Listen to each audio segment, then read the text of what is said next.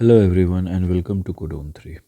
आज का जो वीडियो है वो एक बेसिक डाउट क्लियरेंस क्लास के तौर पे है। जो गौरव कुमार ने ये सवाल पूछा था कि एक्टिव इम्यूनिटी और पैसिव इम्यूनिटी को अगर मैं एक्सप्लेन कर दूं तो ये कॉमन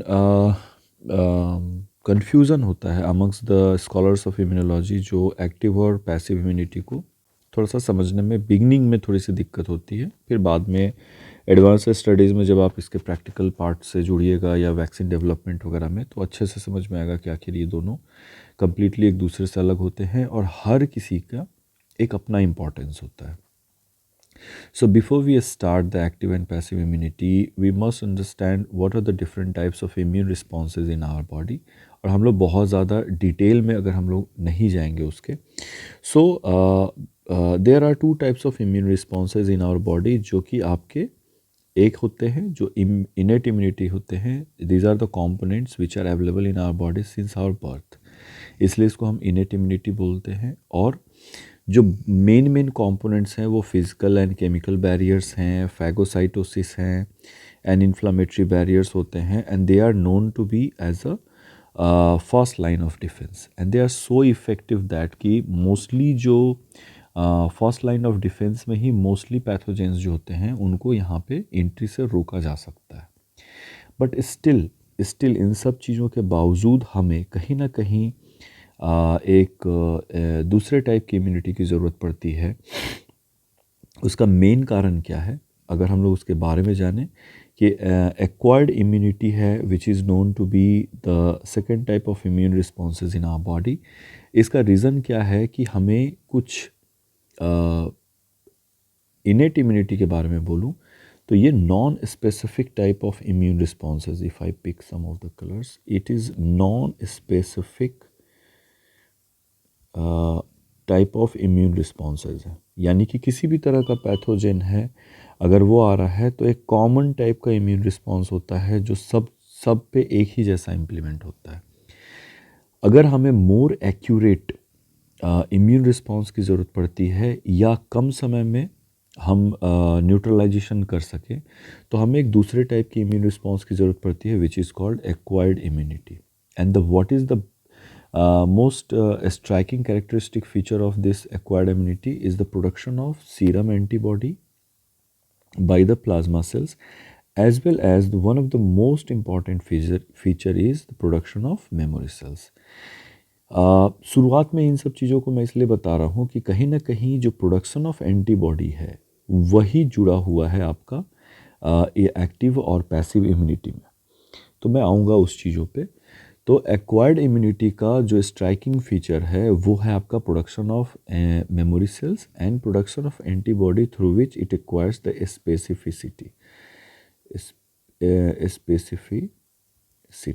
नाउ स्पेसिफिसिटी कहने का मतलब है कि जिस एंटीजन के अगेंस्ट में एंटीबॉडी बनाया गया है वह है सिर्फ वो उसी एंटीजन से बाइंड करते हैं। साथ ही साथ में एंटीजन का जो इपिटोप का पैटर्न है वो उसको याद रख करके उनका मेमोरी सेल का भी डेवलपमेंट करते हैं। तो जनरली जो फर्स्ट टाइम इन्फेक्शन हुआ है उसमें जितना टाइम लग रहा होता है एंटीबॉडी के प्रोडक्शन में, सेकेंड टाइम अगर सेम एंटीजन इंटरेक्ट करता है तो उसको उतना वक्त नहीं लगता है।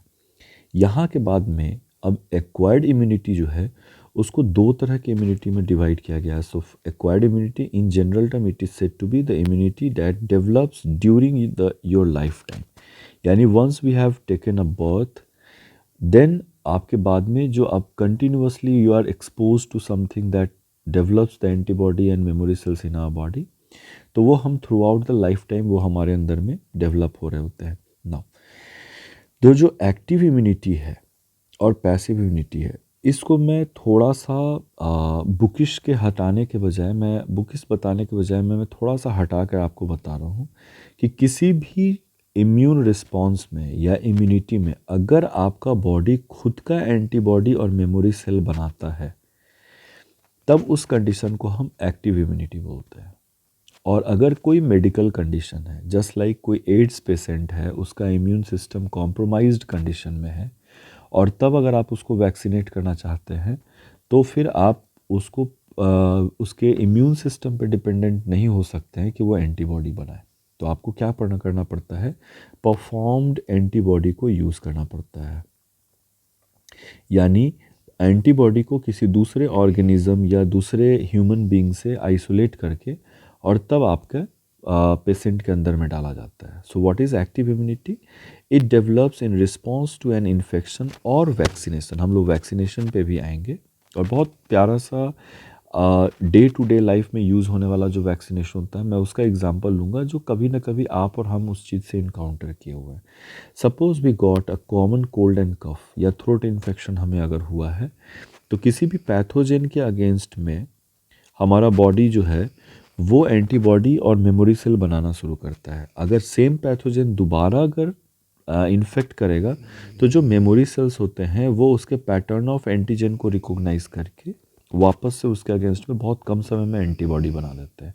It is active immunity. Your body is actively producing antibodies against pathogens, infectious agents, antigen और इपिटोप। तो यहाँ पे एक्टिव इम्यूनिटी के कुछ कंपोनेंट्स हैं या जिस प्रॉपर्टी के बारे में मैं बताना चाह रहा हूँ वो दिया हुआ है, that the person does make antibodies and memory sales. First है एक्टिव इम्यूनिटी में जो पर्सन है वो अपना खुद का एंटीबॉडी और मेमोरी सेल बनाते हैं। They provide long term immunity.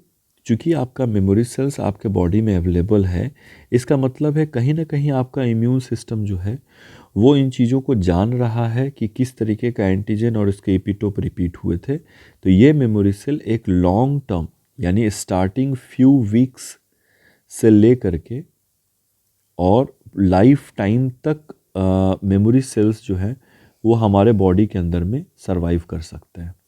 जैसे चिकन पॉक्स का एग्जांपल है, फ्यू वीक्स में आप टेडवैक का एग्जांपल ले सकते हैं कि अगर आपने टेडवैक से वैक्सीनेट किया हुआ है तो उसका मेमोरी सेल डेवलप करता है जो अगले 6 महीने तक आपको टिटनस इन्फेक्शन से बचाए रखने का काम करता है।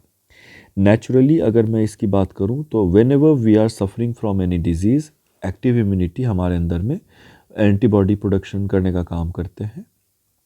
और आर्टिफिशियली अगर मैं बात कर रहा हूँ तो वैक्सीनेशन की बात है। अगर वैक्सीनेशन में भी आपने लाइव एटीन्यूएटेड और कई तरह के वैक्सीन्स के बारे में पढ़ा है, that is a subject of different topic. और हम लोग किसी दूसरे वीडियो में वैक्सीनेशन के बारे में पढ़ेंगे कि किस तरीके से अलग अलग तरह के वैक्सीन्स का प्रोडक्शन किया जा रहा होता है। तो यहाँ वैक्सीनेशन वाले को मैंने एक एग्जांपल के तौर पे दिया जो यहाँ पे दिया है कि antibodies developed in response to vaccination. मान लीजिए मैंने टेडवैक का इंजेक्शन दिया है तो उसमें जो पैथोजेंस होते हैं उसको न्यूट्रलाइज किया गया हुआ होता है। जो आपके मैंने ये लिख दिया है दैट जो आपके पैथोजेंस होते हैं उसको न्यूट्रलाइज किया जाता है कई केमिकल ट्रीटमेंट वगैरह से, या फिर उनके सिर्फ इपिटोप, प्रोसेस्ड इपिटोप्स और एंटीजेन को ही सिर्फ यूज़ करते हैं वैक्सीनेशन के थ्रू।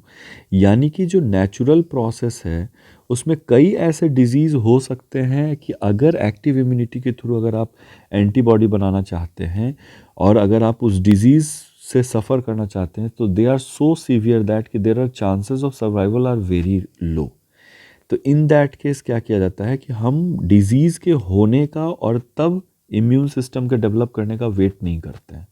हम लोग क्या करते हैं, इस डिजीज़ से जिस पैथोजेन से हो रहा है उसको हम फॉर्मल्डिहाइड या कई सारे केमिकल्स हैं जो वैक्सीन प्रोडक्शन के समय में यूज़ किया जाता है, तो उसको हम लोग फॉर्मल्डिहाइड या कई केमिकल से ट्रीट करके उसको ऑलमोस्ट न्यूट्रलाइज कर देते हैं ताकि वो हमारे अंदर में किसी भी तरह की पैथोजेनिसिटी को कॉज ना करे। और तब अगर हम इसको इंजेक्शन बना करके यूज़ करें तो हमारे बॉडी में अगर उसको इंजेक्ट कीजिएगा तो उसके जो पैथोजेन के जो एपिटोप्स और एंटीजेंस है उसके अगेंस्ट में हमारा बॉडी इम्यून रिस्पॉन्स शो करना शुरू कर देगा, एंटीबॉडी प्रोड्यूस करेगा, मेमोरी सेल्स प्रोड्यूस करेगा। But what is happening, we are not naturally getting diseased or we are suffering from any disease. We are artificially getting kind of mimicking the pathogenicity और disease. Like उसको हम लोग एक mimic कर रहे हैं कि हमारे बॉडी को नहीं पता है कि वो पैथोजेंस न्यूट्रलाइज किए हुए हैं। बस जैसे ही उनका इनकाउंटर होता है उसके अगेंस्ट में मेमोरी सेल्स एंड एंटीबॉडीज़ का प्रोडक्शन वो स्टार्ट कर देते हैं। तो मैंने ये बताया कि जो आपके एक्टिव इम्यूनिटी है उसके जो कंपोनेंट्स हैं उसमें बॉडी आपका खुद का अपना एंटीबॉडी और मेमोरी सेल बना रहा होता है। अब हम लोग आते हैं इसके काउंटर पार्ट पे, और मैं इसका एक एग्जाम्पल भी आपको बताऊंगा। आपको दैट द पैसिव इम्यूनिटी में क्या होते हैं कि जो भी पर्सन सफ़र कर रहे हैं या जिनको प्रोटेक्ट करना है, इम्यूनिटी प्रोवाइड करना है, वो अपना person does not make memory cells and antibodies, वो अपने मेमोरी सेल और एंटीबॉडीज़ को नहीं बनाते। मैं एक्सप्लेन करूँगा, प्लीज़ थोड़ा सा पेशेंस रखिएगा। एंटीबॉडीज़ ओनली आर ट्रांसफर्ड, यानी कि हम किसी दूसरे ऑर्गेनिज्म से एंटीबॉडी बना करके किसी दूसरे ऑर्गेनिज्म में ट्रांसफ़र कर रहे होते हैं। Does not provide the long term protection, यानी कि plasma cells and memory cells का प्रोडक्शन नहीं हुआ है, हम प्रोसेस्ड एंड परफॉर्म्ड एंटीबॉडी को यूज़ कर रहे हैं, so we do not develop any memory cells, इसलिए लॉन्ग टर्म प्रोटेक्शन जो होता है वो आपको प्रोवाइड नहीं होगा। नेचुरल फॉर्म में इसके दो एग्जाम्पल आते हैं, या तो ब्रेस्ट फीडिंग जो है मदर्स मिल्क के थ्रू आपको मिलता है, या प्लेसेंटल पैसेज के थ्रू न्यूबॉर्न बेबी को मिलता है, IgG, इम्यूनोग्लोबुलिन जी जो होते हैं वो मिलते हैं। और आर्टिफिशियली क्या करते हैं, इसमें भी अगेन वैक्सीनेशन के थ्रू आप कर सकते हैं, या वैक्सीनेशन शॉट्स को यूज़ करके। इसके वैक्सीनेशन में और इसके वैक्सीनेशन में क्या डिफरेंस है वो मैं अब एक्सप्लेन कर देता हूँ। कुछ रिसेंट डेवलपमेंट या उसको भी लेकर के मैं एग्जांपल के थ्रू बताऊंगा तो और अच्छे से समझ में आएगा। नाउ अगर कोई वायरस है और हमने उस वायरस का प्रोटीन निकाल करके, जो एक्चुअली में वायरस के लिए वो एंटीजन डिटर्मिनेंट के तौर पे काम करते हैं, कैप्सिड, तो अगर वायरस के कैप्सिड को, जो उसके लिए एंटीजन डिटर्मिनेंट्स है, तो मैं उस कैप्सिड को निकाल करके और तब अगर इंजेक्शन तैयार करता हूँ, तो ये वैक्सीनेशन हमारे बॉडी में एंटीबॉडी के प्रोडक्शन एंड मेमोरी सेल के प्रोडक्शन को इंड्यूस कर देता है। लेकिन इमेजिन कीजिए कि इस वायरस और उसके कैप्सिड को, या मैंने टेटवैक का इंजेक्शन दिया था जिसमें मैंने बताया था कि पैथोजन को न्यूट्रलाइज कर दिया जा रहा है। तो अगर कोई पर्सन है जो ब्लड कैंसर से सफ़र कर रहा है, ठीक है, ब्लड कैंसर से सफ़र कर रहा है या एड्स से सफ़र कर रहा है, तो अगर आप बैक्टीरियल या वायरल कैप्सिड का अगर आपने सब यूनिट वैक्सीन बनाया, अगर आपको सब यूनिट वैक्सीन समझ में आए तो सब यूनिट वैक्सीन बनाया, या आपने किसी बैक्टीरिया को न्यूट्रलाइज कर दिया फॉर्मल्डिहाइड वगैरह से ट्रीट करके, तो ब्लड कैंसर के पेशेंट या एड्स के पेशेंट में ये वैक्सीन काम नहीं करेंगे, क्योंकि जो कंपोनेंट लिम्फोसाइट्स हैं, they are the component of blood, और अगर वो पर्सन ब्लड कैंसर से सफ़र कर रहा है तो वो एंटीबॉडी बनाने में उसको दिक्कत होगी। एड्स से सफ़र कर रहा है तो उसको एंटीबॉडी बनाने में दिक्कत होगी। उस केस में क्या है कि उसी पैथोजेनिसिटी के लिए जहां आपने सब यूनिट वैक्सीन्स और बैक्टीरिया के कैप्सिड को उठा के एक्टिव इम्यूनिटी में आपने आर्टिफिशियली इंजेक्ट किया था तो इम्यून रिस्पॉन्स हुआ, लेकिन कुछ पेशेंट्स में ये आर्टिफिशियल एक्टिव इम्यूनिटी काम नहीं करेगा, क्योंकि उनका हेल्थ इश्यूज उसको सपोर्ट नहीं करता है। तो हम लोग क्या करते हैं कि किसी दूसरे पर्सन से ये जो परफॉर्म्ड एंटीबॉडीज़ को आइसोलेट करते हैं और तब इस पेशेंट को डिलीवर करने का काम करते हैं। अभी के डेट में सबसे अच्छा एग्जाम्पल जो है वो कोविड-19 का प्लाज्मा थेरेपी है, जिसमें हम लोग क्या कर रहे हैं कि दो person who have recovered from the कोविड-19, तो रिकवर्ड पर्सन के कोविड-19 के बॉडी से हम लोग उसका एंटीबॉडी को प्रोसेस कर लेते हैं और तब हम लोग किसी हेल्दी पर्सन को दे रहे होते हैं, ताकि किसी भी इन्फेक्शन के पहले आपके पास में परफॉर्म्ड एंटीबॉडी पहले से आपके बॉडी में अवेलेबल हो। तो मोटा मोटी ये कहना है कि पैसिव इम्यूनिटी का वो कंडीशन जहाँ पेशेंट या तो फेल कर जाता है एंटीबॉडी बनाना, या फिर ये डिजीज़ इतना हार्मफुल है कि हम नेचुरल तरीके से इन्फेक्ट हो करके और तब इम्यूनिटी को डेवलप करने का इंतज़ार नहीं कर सकते हैं। तो इस केस में क्या होता है कि परफॉर्म्ड एंड